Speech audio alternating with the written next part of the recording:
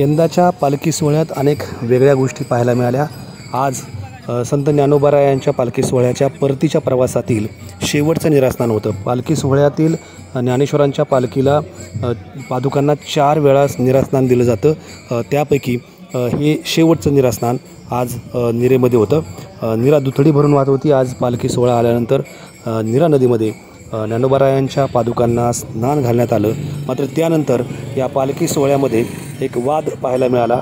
तो म्हणजे परंपरेप्रमाणे जेव्हा सातारा जिल्ह्यातून पुणे जिल्ह्यामध्ये ज्ञानेश्वर महाराजांचा पालखी सोहळा प्रवेश करतो त्यावेळी निरामधील दत्त घाटावरती माऊलींच्या पालखी सोहळ्याचं जंगी स्वागत होतं आणि त्यानंतर माऊलींच्या पादुका पालखीतून बाहेर काढून निरा नदीच्या पाण्यात स्नान घातलं जातं।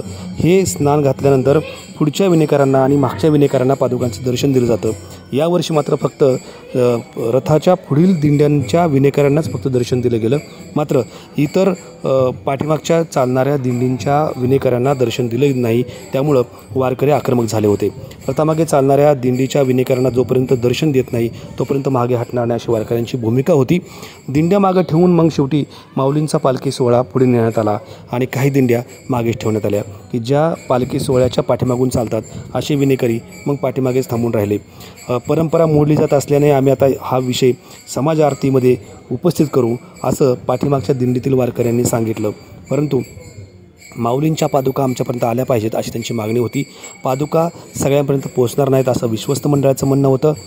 त्यानंतर मात्र ज्ञानोबा यांचा पालखीचा रथ पुढे गेला आणि मागच्या दिंड्यातील विनेकरी त्याच ठिकाणी थांबून होते। एकंदरीतच संत तुकोबा यांच्या पालखी सोहळ्यातही उरुळी कांचनमध्ये मोठा गोंधळ पाहायला मिळाला। यावर्षी पालखी सोहळ्यामध्ये झालेला हा गोंधळ पुढच्या वर्षी होणार नाही अशी अपेक्षा आहे। यासाठी पालखी सोहळ्यातील विश्वस्तांनी सोहळा प्रमुखांनी एकत्र बसून निर्णय घेतला पाहिजे। वारकऱ्यांना दिंड्या प्रमुखांना विश्वासात घेतलं पाहिजे अशी देखील मागणी या निमित्तानं केली जाते। परंतु ज्ञानोबा यांच्या पालखी सोहळ्यातील एक शिस्त नेहमीच सर्वांना पाहायला मिळते। ती शिस्त यावर्षी काही प्रमाणात मोडल्याचं त्यानंतर दिसून आलं। दरम्यान आज निरास्नान माऊलींच्या सोहळ्यात अतिशय उत्साहात करण्यात आलं आणि त्यानंतर पालखीसह रथ सोहळा हा आळंदीकडे मार्गस्थ झाला। ज्ञानोबा यांच्या पालखी सोहळ्याला आळंदीतून प्रस्थान होण्याआधी माऊलींच्या पादुकांना इंद्रायणी नदीमध्ये स्नान घातलं जातं। त्यानंतर निरा नदीमध्ये स्नान घातलं जातं मुख्य प्रवासाच्या वेळेस आणि त्यानंतर पंढरपूरला पोचतं पालखी सोहळा त्यावेळी चंद्रभागा नदीमध्ये स्नान घातलं जातं आणि परतीच्या प्रवासात देखील ह्याच निरा नदीमध्ये माऊलींच्या पादुकांना स्नान घातलं जातं। ही परंपरा आहे आणि याच परंपरेच्या निमित्तानं आज निरा येथे ज्ञानोबा यांचा पालखी सोहळा पोचला। गेल्या वर्षी निरा नदीमध्ये जे पाणी होतं त्यापेक्षा यावर्षी निरा नदीमध्ये जास्त पाणी आहे आणि त्यामुळंच या ठिकाणी उत्साह आलोट होता। वारकऱ्यांचा उत्साह आलोट होता आणि गावकऱ्यांचाही उत्साह आलोट होता।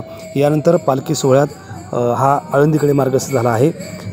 मात्र या गोंधळाची चर्चा या ठिकाणी फार झाली।